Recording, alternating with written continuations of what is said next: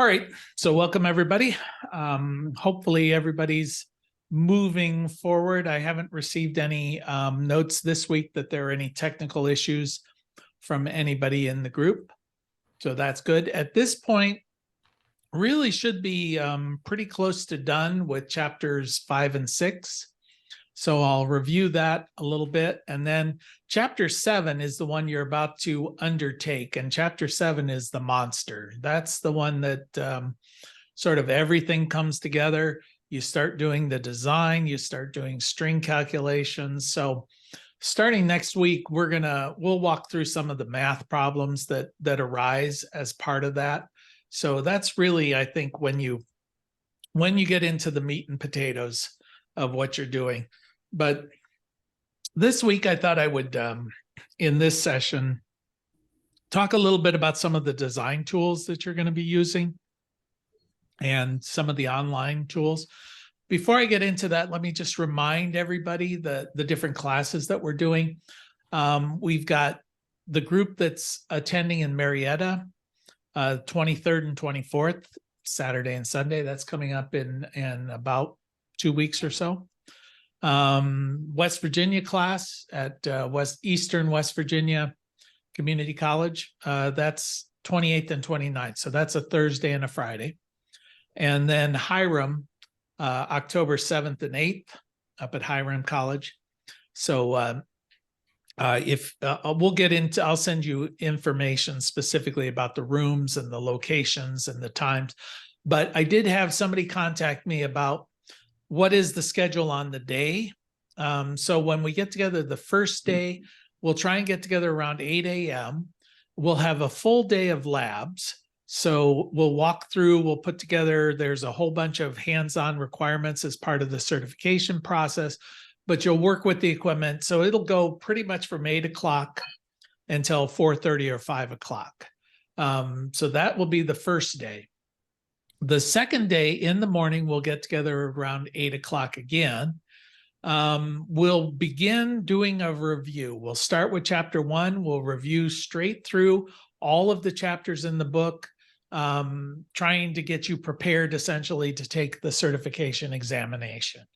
That usually takes 3.5 to 4 hours of review. Then we have a choice.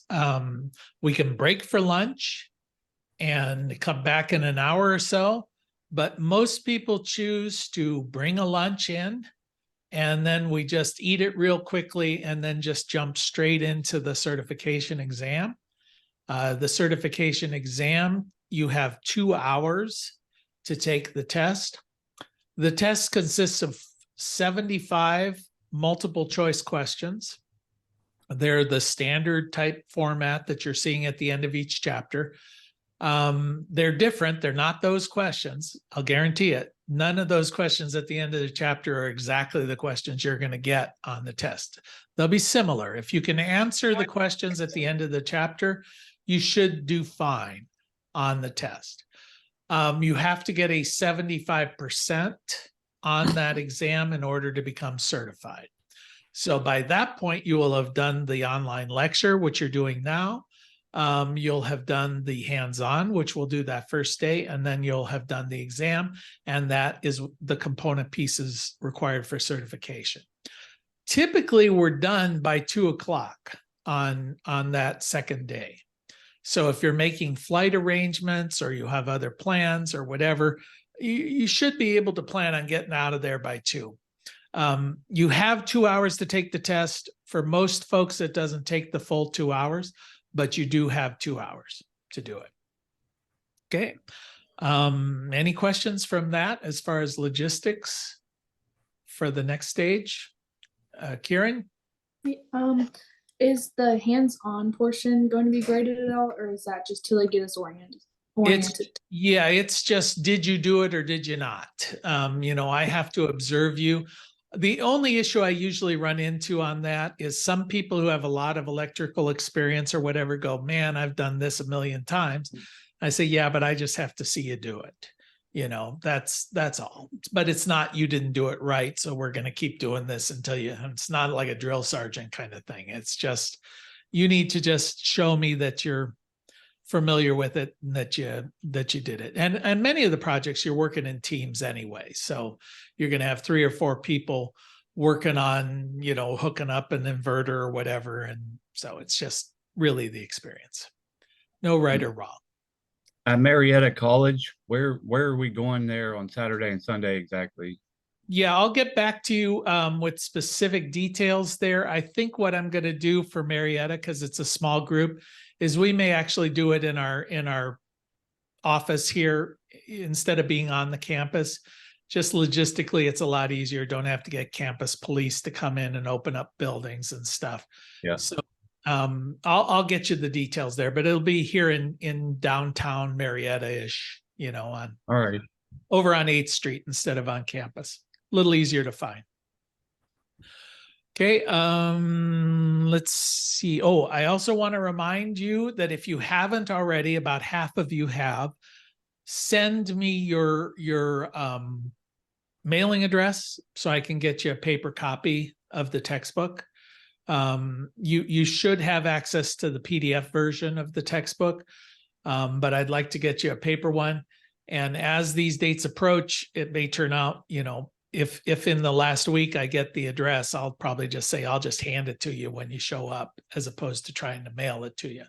So it's mostly as a reference for you to use. But I think if you're like me, you like having the paper one in your hands where you can make notes and that kind of thing. All right. Any questions from you guys before I jump into what I thought I would sort of focus on here? Give you guys a second. No. All right. Feel free to interrupt. I'm going to go ahead and share my screen.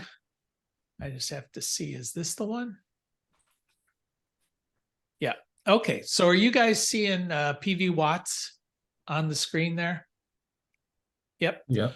Okay, so this is a tool that you're going to use quite a lot. And I know there are labs in chapter 6 on how to use PV Watts, but this is one of those few times where the government has actually done something that's helpful. They've actually put together a website that doesn't cost anything to use, has a lot of really good data in it, and you will use it. You'll use it a lot. So I can do a demonstration here of the kind of thing that we would do when we're going to do an evaluation. It would be nice if we used somebody's. Is anybody willing to share your home address so we can see how solar would lay out on your home here, or what the production would be? Sure. Okay. Shout it out. Oh, I thought somebody said sure. Clark, was that you? I think you muted yourself. I think you're on mute, Clark. Yeah, I can share my Airbnb house, Okay, which, sure. it's not my primary residence. All right. You ready? Yeah, give me the address. 13418 13418. New Oakland Drive, Northeast, Cumberland, Maryland, 21502. You said 21512? 21502. 02. Okay. And you said Cumberland, right? Yes. Okay. So first thing I normally do when I'm going to do a system like this is I jump into Google Maps and I just go in. I want to make sure you're still seeing the screen I think you're seeing. Are you seeing Google Maps now? All right. Kieran's a help. She's nodding up and down. That's always helpful there. All right. So now I'm going to type in your address, 13418 New Oakland Drive, Northeast, Cumberland. That came right up. All right. So it's going to give me a sense of it. You can click down here under layers and begin to see what the house looks like. Is this the building, the one with the orange roof? All right. Correct. So this is giving us a sense of the place. Now, right off the bat, if I'm looking at this, I would think you'd want to put your solar array on the back of the house. That's ideal because most subdivisions have some sort of covenant against having them in the front of the house. So that becomes not a problem. You could put it on the ground if you wanted to. That adds a little bit of cost, but it also prevents any issues with the roof. But most people, if it's an option, end up opting to stick it on the roof just because the support structure is already there. You know, the risk of penetrations on a roof are pretty minimal. All of the electrical is already there, so you're not having to do trenching and things like that. So in this case, Clark, if we were going to do your system, would we put it on the roof or would you put it on the ground? I would put it on the roof. There's no covenants or restrictions in this old neighborhood. And I want to utilize the backyard for something else. Okay. All right. Makes sense. So at this stage now, I'm getting a sense of it, but I don't actually have your azimuth here. I can make a guess. It looks like it's really facing southeast, and east being 90 degrees, south being 180. So I could go halfway between there just to get a guesstimate. So we'd be looking at about 135 azimuth. And a rough idea of the pitch of the roof. You think you can take your phone and measure it, you know, just by laying your phone. There's apps that'll give you, you know, angle. So I could do that to get an exact measurement, but it's probably roughly around, it just looks to me to be about a 20-degree pitch. Do you think that's probably about close enough? At the moment, we're just getting a guess. So I'm going to say 135 azimuth and 20-degree altitude. All right, so I've got this here. Now I'm going to jump over to the PV watts, and I'm going to have to enter in the address again.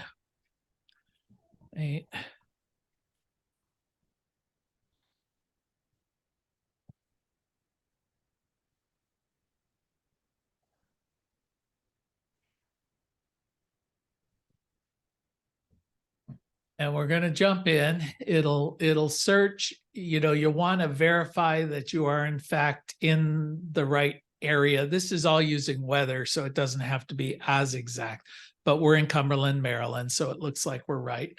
So now I'm going to jump forward, and the system size for this is not so important unless you're trying to use this for an estimate of production revenue. But if we're just using it to figure out how much sunlight is available, it's not important. We'd have to go back and do some figuring to figure out what size array you need. And that's going to be based on your electric bill. So usually with an electric bill, it gives you the last 12 months of activity. And when we jump into the other program, I'm going to show you a program called PV Sketch. You'll plug those numbers in and it'll give us a size for the array. But right now, I just wanted to show you this first. So I'm just going to leave that at 4 kW because it doesn't really matter. And it's a fixed and open mounted system. Let's assume that we're talking about microinverters. So 14% losses might be a little bit high. So I'm just going to throw in 9% loss. And when we're talking about system losses, in this case for the microinverter, we're looking at about a 4% loss, maybe for the inverter itself, going from DC to AC. And then we're looking at 2% losses for voltage drop. So that's going to give us like 6. Then I usually throw in about 1% just for connections, miscellaneous stuff. So that's up to 7, maybe 1% for dust, up to 8, and then 1 to grow on, you know, because I always want to underestimate production just to be safe. I'd like to be pleasantly surprised by its production, not unpleasantly surprised. And this is going to be true if you're doing this for a customer as well. You want to under promise and over deliver. You don't want to over promise, because then they're going to say, oh, you know, you did a lousy job. So the tilt comes up default at 20 degrees. We decided that's a fair estimate there, but I'm going to change the azimuth to 135. You plug that in. It has some advanced parameters here. You can put in the AC to DC ratio. At the moment, we don't know what that is, you know, because we don't know what size system we have. But basically what they're talking about there is clipping. And I think that might be in chapter 7, but essentially what clipping is the ratio between the DC production and the AC output of the inverter. It's real easy to figure if you're talking about microinverters. So if you go out and you're using an IQ8, for example, which is the latest Enphase microinverters, they have an output, I believe it's 290 watts AC. Pretty sure that's what it is. Okay, so if I put that on a 290 watt solar panel, my AC to DC ratio is 1. You know, it's 1 to 1. But that's not what you normally do. Normally, like the ones that I just put here at our office, I've got 385 watt panels. So I've got 385 watts of DC. I've got 290 watts of AC. So I would plug that in. I just do the ratio there. So 385 divided by 290. And that gives me 133. So that's my clipping ratio. They just default put it in at 1.2 in the system. But this is just a way of calculating how much production is going to take place. How much is my inverter efficiency? It's saying 96%. Ground cover ratio, you don't really have to worry about except for a ground mounted system. And you're probably not going to mess with that. And then if you really want to get down into it, you can deal with irradiance based on months, but you're not going to do that. And if you're using bifacial panels, which is pretty rare, you can put that in yes or no, because you're going to get better production with bifacial panels. Bifacial panels are those panels that will absorb light not only from the top of the panel, but from the bottom of the panel as well. So they're more expensive, but they also produce more. So I'm going to click on the advanced arrow. And now what it's doing is it's telling me, what is my insulation going to be like month by month for this particular location at this angle and at this orientation? Okay, so it's very specific. This is assuming there's no shading issues. Well, looking at the house there that Clark has, there's no shading on that roof. That's not going to be an issue. So that's a good example. So when I plug into my formulas, I've now got that this is 4.28 hours of insolation per day. Okay. And you can also see how it varies from month to month. So you can see that in the summertime, like in July, you're going to get 6.16 hours of insolation. But in December, you're only getting 2.02 hours of insolation. So kind of makes sense, right? The sun is at a lower angle in the sky in the wintertime. It's a lot cloudier and the days are shorter. So in the Northern Hemisphere, or pretty much anywhere on the planet except at the equator, in the summer, you're going to get more solar production than in the wintertime. Just the reality of how things work. Although, what you will find once you start measuring the output from the solar array is, remember that heat adversely affects power production. So even though in July and August you're getting a lot of sunlight, it may be so hot that it's starting to diminish some of the production.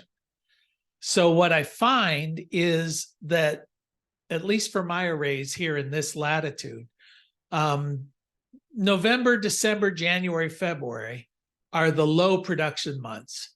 But you come into March, and March, April, May, June, July, August, September, even into October, kind of level off, because it's cooler in March and April, but there's not quite as much sun, but they balance each other out. So you kind of hit that plateau where, and for our farm, those months out of the year, basically March through November, we generate 100% of the electricity that we use. December, January, and February, we don't. So that's kind of how our system works. Partly one of the reasons for that is because it's a farm. So we use a lot of electricity in the wintertime for heated water buckets for the dairy goats and things like that. Most people, they use most of their electricity in the summer for air conditioning. They often have gas heat, so it doesn't correspond in the wintertime for heat. And so we see that solar tracks pretty well with what most people's consumption is. So that's a good thing. All right, so any questions about how this works for using PV watts to get some of the data that you're going to need in your formulas? Okay, so I'm going to make a note of the fact it's 4.28 hours. And then I'm going to jump here into PV Sketch. All right, so PV Sketch is a nice program. I'll recommend that you can play around with this. The reason that I like it, it's a very basic design software program. So, you know, some of these programs can be pretty involved in learning them. And so, you know, you're just starting out in this. No reason that you want to get into a super complex program, but this one's pretty basic. So, so it's easy to use. So let me just sort of walk you through how this works. Oh, the other nice thing about it is a lot of these software programs for designing solar want to lock you into a very high monthly fee to use the program. Some of these, like the most popular ones, can be as much as $200 or $300 a month to use the software. And if that's what you do for a living, if you're a solar developer, that's fine. But for those of us that only do the occasional design, we don't want to spend that kind of money. What PV Sketch does is if you do 5 or less designs a month, you just pay $4 for each design. And you just pay it as you go. You know, you do one, you pay $4. So that's certainly affordable for pretty much anybody. So I'm going to use Clark's address here, 13418 New Oakland Drive, Northeast, Cumberland. It found you. It's a residential property, so I'll select that, and then I'm going to just say start a new project. So it jumped us in using Google Earth or Google Maps to exactly the same spot. So we recognize that orange roof. One of the downfalls of these remote assessment tools is that the data in here can be often quite out of date. You know, there might be trees that show up that are no longer there. There might be trees that grew up that are now shading. I run into it quite often where the data is 2 or 3 years old and we're trying to put solar on a brand new building and the building's just not there. It just doesn't show up. So you got to kind of guess in those kind of things. It has its limitations, but in a situation like this, it's quite nice. Now, let's say I want to go ahead and design the solar. I want to see how much solar will fit on this roof. So you take this line drawing thing, and I'm going to go to this southeastern exposed roof here, and I'm just going to outline it.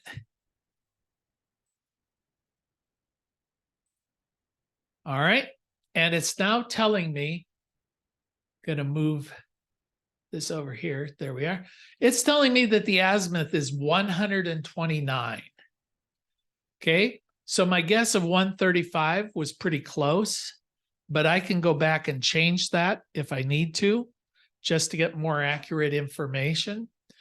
The roof slope, I'm going to plug that in as 20 degrees. The height, is this a 2-story building, Clark? 2? All right, so I'm going to guess that the height of that roof is around 16 feet, more or less. And the setback, well, it's asking us how much setback is required from the edge of the roof.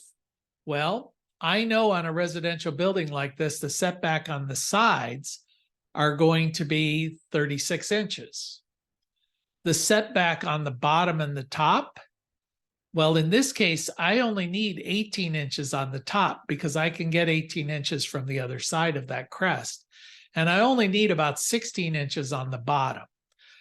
So yeah, Kieran?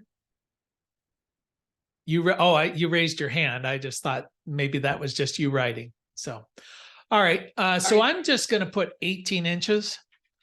And then I'm going to make sure on the sides I leave an additional 18 inches. I could put 36, but it's going to limit me here. There is no parapet. Parapet is on a flat roof. You know, it might be like a little wall that goes around the roof of 1 foot or 2 foot or 3 foot. What they're wanting there is to know if it shades the panels, so you would indicate that. All right, so at this point, I've given it all the information, but I haven't told it what panels I'm using. So before I generate this, I'm going to go over here to System, and I'm going to say, well, I don't really care about the mounting system, but just for completeness, I'm going to say I'm going to use Iron Ridge. Iron Ridge is a manufacturer. And I'm going to use the XR1000 flush mount. That's a pretty typical residential system. So now I've defined what the mounting system is. Now you have to select what is the solar panel that I'm going to use. So I'll use the same panels that I just used here in our installation. They were Jinko, so Jinko Solar, and they were 385 watt panels. See if I can find them in the list here. You can see there's a lot of different models. Yep, it was this one right there. So the Jinko 385. So I've selected the panels. Well, why am I doing that? It's because now they have the dimensions of the solar panels. They know how wide they are. They know how long they are. And it's going to populate that section that I've outlined. In this case, for the inverter, I'm going to assume we're doing N-phase microinverters. So I'm going to go ahead and put in an N-phase, and I'm going to say it is the IQ8s. We'll just say that, the IQ8, and it's saying it wants me to specify, do I need to? It's not letting me do that. I don't really need it for this. System losses, I put 14 here. It came up 14, but I'm going to say 9, like we did over on PV Watts. Okay, so I've defined the system. I've defined the area. Now I'm going to say generate a design. So I'm just going to click up here in this corner, and it's going to lay out the modules. And oh, it wants me to upgrade my. All right. So I don't want to sign up for that, but it's telling me, okay. Notice if I zoom in on this, the panels are, I made one mistake in that I didn't tell it. I didn't click landscape. Let's see, do I want, no, I want portrait. Yeah, I'm assuming your trusses are going to go this direction. So the rails are going to go horizontally across the roof. So I need landscape. All right, so the issue that I'm going to have to deal with here is my boundaries. I'm going to go ahead and expand this and see if I can't get a second row in there. And I may have to play around with some of the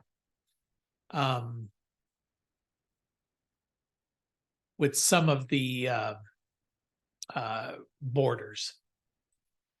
So you can hit generate. Yep. Okay. So I don't want that. Keeps trying to upsell me. So, all right. So this is showing me I'm sure I have 3 feet on each side there. So basically it's telling me that with those panels I selected, I can only get 22 modules. 22 modules on that roof, which is an 8.47 kW system. So that's the maximum I could put in that area. That's probably enough for a typical suburban home. I don't know, Clark, what does the electric bill run? Is it in the $150 a month range? Is that what you're currently usually paying? It's usually lower than that, but I would say if you live there full time, yeah, that would probably be about right. Okay, so this is telling us our upper limit. Now, based on your electric bills, you may find that you want to reduce this, but oftentimes what I'll suggest you do is do all of your planning based on maxing out the space. So in this case, when I'm sizing the wire and I'm sizing the conduit and I'm doing all of that, I would size it based on an 8.5 kW array, even if we're only putting in half that much, right? We'll get more into the design later. But right now, if we were installing this on this facility, it's a lot easier to put in wire big enough to handle the full size of the array right now than 3 years from now deciding Clark's decided he's going to move in there and he's getting an electric car and he's going to increase the amount of electricity that's being used and now he wants to max out the roof. Well, if we put in arrays, wire big enough to handle it, part of the future proofing process, that's not going to be a big deal. But if we have to rip out all the wire and basically start from scratch, then it becomes a substantial expense. So let's bear that in mind. Okay, so that's the first step in how this system gets designed. And at this point now, let's assume I'm dealing with this. Well, I would go back to my PV watts, and I now know it's not a 4 kW, it's an 8.47 kW array, and it's not at 135, it's at 129. And so now I can start getting a little bit more accurate information. Notice before it was 4.28 hours, now we're down to 4.23. So you can go back and forth on this during the design process to refine all the different things as you're developing it. All right, so this is telling me that this system is going to generate now about 10.397 kilowatt hours per year. So if I look at your annualized electrical bill, what is the average suburban home? How much does it use each year? Do you guys remember from chapters 1 or 2 or whatever? Anybody want to shout out? Oh, I'm going to call on you. 940. 940, somewhere in there. Yep, it's 9. It varies from year to year, but it's in that range of a little over 900. So if I say, let's say 940 times 12, that's 11,280. So we're right in the ballpark for the average suburban home. So this is going to be perfectly adequate there. Now I'm going to go back to the PV sketch, but I don't want to advance any further on this one because I don't want to spend $4 here. So let me, I'll jump in and I'll open up a project that's already been done. Let's open up this project that I did. Come on, there we go. Yeah, so this would be an example of a commercial project where we took, this is actually a business that puts in toppers for pickup trucks. So this is over at their shop, and this is the retail establishment. And this is how the array was laid out. It's noticed that the orientation is not ideal because it's mostly east-west as opposed to north-south. So, but you deal with what you got, right? So if I want to see, I can look at these as 3 separate arrays. This array is showing me an azimuth of 278, slope of 20, setback of 18 inches. This one over here is showing me the azimuth. So each one is designed separately. Then we want to get into savings. Well, this is where you would plug in at this stage your electric bill. So you would take the electric bill and you just get that from the customer or your own electric if you're doing your own system. And these are the amounts of kilowatt hours being used each month. Just plug them in January, February, March, and so on. And then next it's going to say, well, what is the electric rate? In this case, we just figured out it was 15 cents a kilowatt hour is what they were paying. But you could actually put in what is the power company, what is the system, and then it'll generate it. I found that's not as accurate as just doing the calculation yourself. Taking the bill, dividing how much you're paying by how much you've used gives you a more accurate measurement. So we've got our energy cost. Then it wants to know what is the cost per watt. So in this case, we just put in a guesstimate of $2.80 a watt. For a system that size, that's pretty conservative. I think you could probably get by for $2.50, maybe even a little less, but we're wanting to be conservative in our estimates. So it's telling me that for that array, a retail system cost is going to be $253,260. So for the size of that array at that rate, that's what the cost is going to be. Then it says, okay, well, what kind of incentives are available to you? Well, in this case, the incentives that we plugged in are the 30% tax credit. So that's just available to everybody at the moment. So that's going to deduct $75,000 off of that, $76,000 off that cost. The REAP grant, there's a USDA REAP grant. And at this point, it was 40%. So they were applying for a REAP grant. So we plugged that in. So that would be $101,000. It's a commercial enterprise, so they can depreciate it, 100% of it in the first year. So based on their tax rate, you're going to get a $45,000 discount. And then we're talking about RECs, right? Solar renewable energy certificates.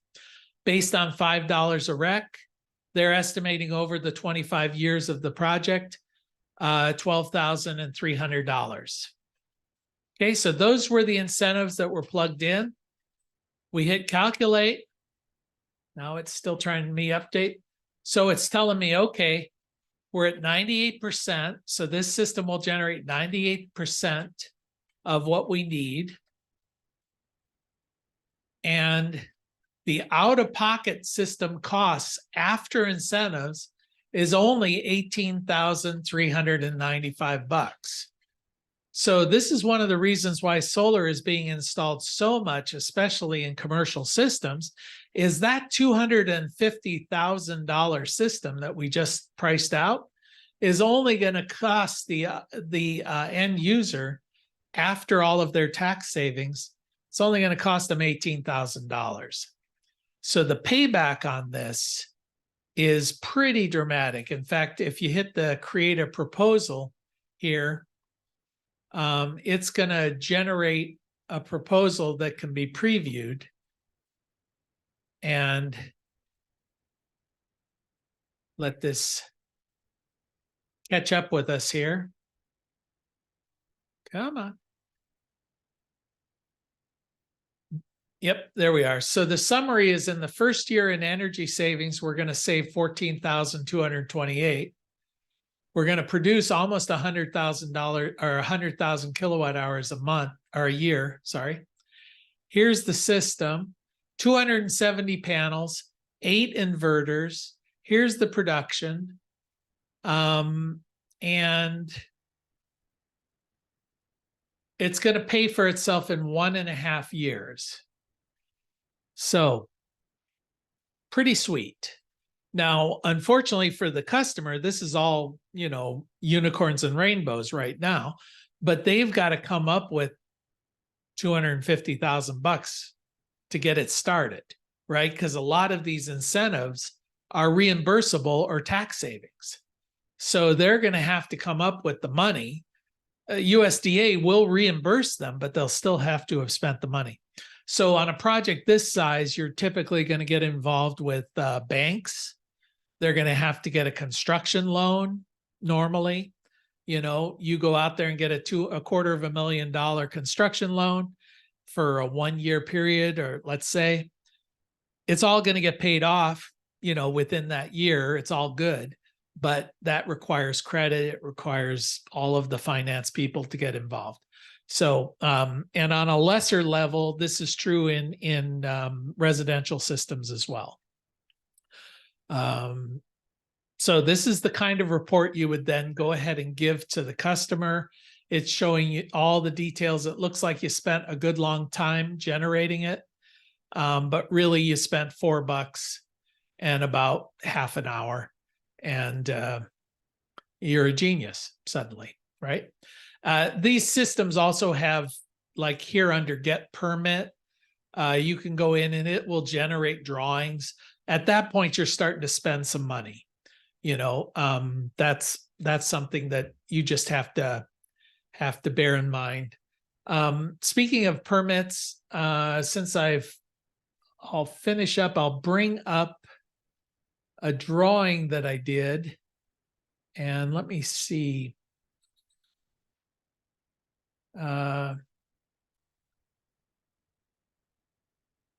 Solar drawing, one-line drawing. Revised, I think that's the one I want to see. Yeah. Okay, are you seeing my one-line drawing here on the screen? Should be orange and lines. Okay. Yeah, this is actually the one-line drawing that I did for our installation here at Blue Rock Station. And it looks a lot more complicated than it is. In your book, we talk about one-line drawings. This is what they're looking for now. And all of these little bits here, I actually cut out of PDFs from Enphase and just pasted them into Microsoft Paint. You know, that's how this thing is created. So it's not like I made all of these little component drawings. I really just put in the words and the lines to connect everything together. So something like this, you can put together a template if you do this for a living. You can use software that's out there if you want to spend that money. But this is kind of the thing that they're going to want to see at the permitting office, at the grants, like for the REAP grant. We have notes here. For example, one is showing, it says 2 branch circuits with 10 Jinko 385 panels and 10 IQ8 microinverters each. So that's what's coming down from here, even though it's only showing 5. It's 20. Then you go to item 2, which is where is number 2? I'm losing sight of it. Huh. I don't even see it. Oh, here they are inside the combiner box. Yeah. So in the combiner box, this is a single production CT that measures output production from the array. 3 is measuring, it's the 2 double pole breakers that these things are connected to. So there's a lot of information here. You should be able to hand this off to an installer and they could install the whole system. You know, this is everything you need to install the system. The only thing else I might add in here is just the distances from here to there. You know, I could put all of that in here if I wanted to. Might not be a bad idea to do that. So that this one, you would get an indication that it's like 170 feet from the solar array to the combiner box. From here to here, it's like 20 some feet.